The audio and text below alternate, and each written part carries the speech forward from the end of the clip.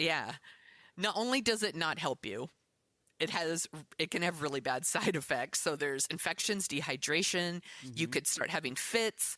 You could get heart and lung problems, even death. And then, of course, the constipation and inflammation of bowels that you would get from constant coffee and castor oil enemas. Jesus, that sounds unpleasant. Yes. So there was this other Australian wellness blogger, and her name was Jessica Ainscough. And she also was diagnosed with cancer, and she was also promoting this Gerson therapy. She died. Jesus. Like, she skipped chemotherapy and stuff. Like, she had a chance. She could have done like chemotherapy and stuff, but she didn't. She did this other thing, and she died in her home. She was 29 years old. Jesus. Oh my God. I know. But like I said, everyone, please take care of yourself. So there's a funeral for Jessica Ainscough, and Belle Gibson shows up dramatically there, said that she was like friends with Jessica, sobbed uncontrollably during the service, had to be like supported and held up by people there, so overcome with emotion at her close friend who has died from cancer. And then Ainscough's agent, they don't know each other. She's like, they had met 2 times, and that even Jessica was, something's off about her. They weren't friends. This woman is an attention whore. What an asshole. I know. Just like her family there. Like people who really care about her are there. And you're making it all about you. Yes, exactly. It's all about asshole. me. She's such an asshole. 29. Okay. Oh my God. I know. Her family must be devastated. It's awful. Ugh. It's really awful. So now we're here. We're early 2015. The app is out there. The book is out there. It's like they've made like over $1 million now at this point. Elle Magazine does this glowing profile of her with like beautiful pictures, and it's like the most inspiring woman you've ever met, you know. And question? Yes. So I'm sorry. Did she say she healed herself of cancer by doing all this? What she's claiming is that this healthy living is keeping the cancer from growing. So like you're she living still has it, but she doesn't. Yes. It's not going to kill her. She's keeping it at bay. Yes. Well, who wants that? I mean, who wants the do you know what I mean? Like, yeah, it's cancer. You can't really. Okay. Yeah. This asshole. She's making me nuts. Okay, I'm sorry. Yes. Continue. No, you're totally fine. So her her fictional brain cancer wasn't enough, right? So now the story is including blood, spleen, uterine, liver, kidneys, but she's treating it all with her healthy eating, and nothing was progressing. That's her story. I have these cancers, but I can live with them, and I'm super healthy as long as other than this cancer. Yeah. So, and like I said, very popular on social media, but people on social media who actually have cancers are starting to question her in the comments. She's just saying things that aren't true of people that actually have cancer. They recognize bullshit when they're seeing it. So those comments, of course, are getting deleted, right? Because it's not fitting their narrative. Also, during this time, she's claiming that she, at some point, had undergone heart surgery several times. Momentarily died on the operating table, yet she didn't have any surgical scars.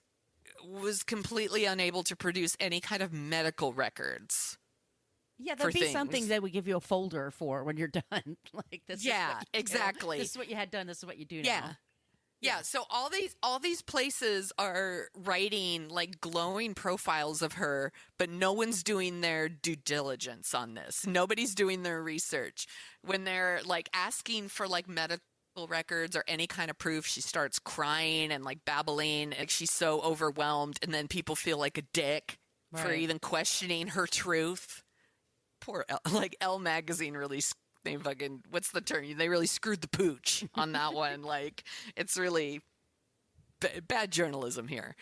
Then she's doing more interviews, and then it's like she's throwing in that she suffered a stroke at one point. The story just keeps adding on. And a stroke. Yes. And 12 kinds of cancer. And how old is she? Funny you should say that. She would even lie about her age. She would sometimes say she was 3 years older than she was. And by the way, there's a link in the show notes to an episode of 60 Minutes that she does. This bitch can't even say how old she is. That's how much of a fucking liar she is. They're like, literally, the reporter's like, how old are you? And she's like, well, you know, it depends. No, it doesn't depend, bitch. How old are you? Like, what the? I feel 26. We need the women that work at that hot dog place in Chicago. Bitch! Tip, bitch! They're so fucking... We're going to talk about that interview in a minute. I said this to Margot off mic. I was like, God grant me the patience of that reporter in the clip because she's real nice. Real nice. I would have lost my shit on this woman. Let's just take a quick break. Okay. And then we'll continue. Okay. So to answer your question, I think she would have been 22, maybe 23 around this time. And she lives on her own, or she's super young. Like that app. Yeah, that app launched when she was 21. The baby at this point would have been 2 or 3 years old. And all of this shit happens within like 18 months. I mean, she lives in Australia, but I was just going to say, like, you need family, you need friends, you need somebody to look after the kid. You can't live alone and have all that going on. So she has a man that appears to have been living with her this whole time. But once again, I couldn't find shit about this dude. Let me scroll down. So, a man, his name is, I've got it right here, Clive Rothwell. And here's what I was able to find out about Clive Rothwell. She is or isn't engaged to him. He is bankrolling her life. She lives with him. She says they are just friends, but she doesn't know what he does for a living. They have been living together this whole time, and he's clearly a father figure to her son. Like, there's pictures of him, like, holding her son and stuff like that. Okay. But I mean, once again, it's fucking weird. The story's weird. Yeah, that's a lot. So at one point, she tells a reporter that during her cancer she got her cancer diagnoses from a doctor and one from a healer. Oh, great. The beautiful glowing profile that's in Elle Magazine comes out. Elle Magazine gets an anonymous letter, and there's a lot of details in the letter. Where she went to school, who she knew, stuff that it wasn't just someone who was, I don't like Belle Gibson, so I'm writing a shitty letter. It's someone who clearly was connected with her in some way. And she says in this letter, he or she says, she's a compulsive liar. She got so tangled in her own web of lies living in Brisbane that she moved to Melbourne to start a new life of lies, the cancer lie this time. She's selling her fake sob story in order to profit from her app and book sales. She's a wolf in sheep's clothing, a master manipulator. You know what's crazy? And then, what? My brother Joe lived in Brisbane and then moved to Melbourne, like around this time. Right? What if she was following him? Maybe. Suspicious. Don't be suspicious. So Elle Magazine starts digging around too. Now they're starting to get on the trail. World-renowned Elle Magazine, known for their journalistic integrity. No, I'm not shitting on Elle Magazine. They're actually good, but they really probably should have done some background checks here. It's happened to other Fortune for magazine. Sure. Everybody people get snookered because they get the exclusive. They get really excited about a subject. Yes. Yeah. And like celebrities, not to fool y'all, I mean, not to blow your minds or anything, but celebrities lie constantly. This is also one ever true. Questions it. Oh my God. Okay. First of all, have you seen the video going around with Elizabeth Olsen? This is amazing. Where she says she doesn't know. Yeah, John Krasinski. Yes. And like she literally, and they're giving her a lie detector test. She's such a good actress that she could fucking fool a lie detector. I love it so much. Like, it's a joke. Like, she's obviously like it's a joke. Like, she's fooling a lie detector test. That's because lie detector tests are bullshit. Because if you're a good actor, it's true. Yeah, it's true. No, seriously, or a psychopath. Yeah, yeah. Maybe she's a psychopath. No, I'm sure. I'm sure Elizabeth Olsen is delightful. I'm sure she is too. Look, she's awesome. She's a great actress. I was just saying that I know because I worked in magazine industry for years, and you are just counting on your sources, and their resources to check things are just getting dwindling, and people don't want to pay for anything, so they don't want to pay for their news. So anyway, well, and it could be that she gave them people to talk to, and those people confirmed her stories. Yeah. So you never know. Mm-hmm. Here's where it starts to come crumbling down for her, and it really has to do with money. This is when you're talking about money, that's when things start to come out. So she had promised that 95% of her app proceeds and 25% of her book sales were going to go to charity. Oh, shit. Yeah. She used charities' names and fundraising drives. Apparently, at some point, she was supposed to be donating over $300,000 to a total of 3 different charities. She donated about $7,000, and some of that was only donated after she realized people were snooping around. But she also, it's really fucked up. She also met up with this family that has a young son who has brain cancer. She became friends with them, and she would fundraise, quote unquote, on their behalf. They never received any kind of money. Fuck this bitch. Yeah, I know.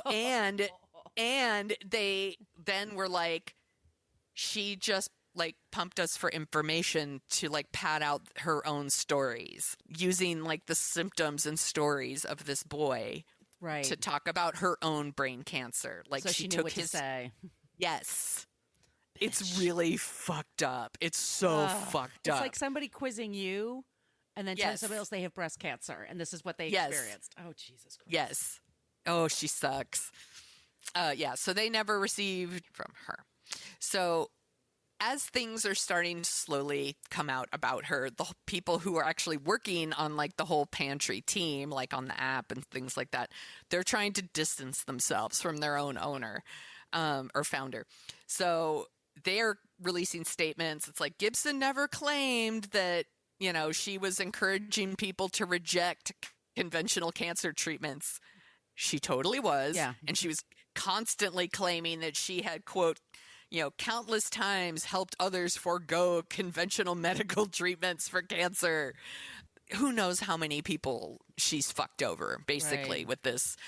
What else did they do? Oh, so they were constantly going on the Facebook page, deleting any comment that like questions her stories, started deleting her posts about unconventional medicine or things about her story. They started deleting it. Posts about Gibson's cancer, claims of having briefly died while having heart surgery were deleted.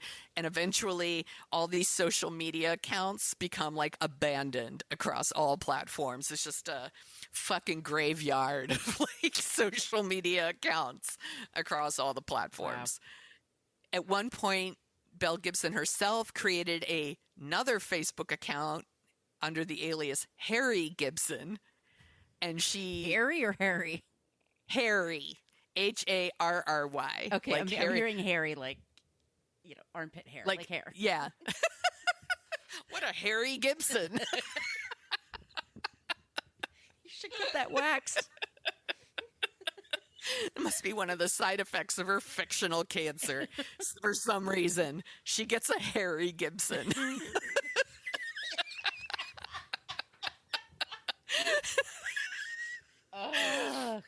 So she made this fake account. She set it to private, and then she would go on and like shit talk to Facebook followers that were questioning her claims. I think she's awesome. She's so great. What's your name? Schmel?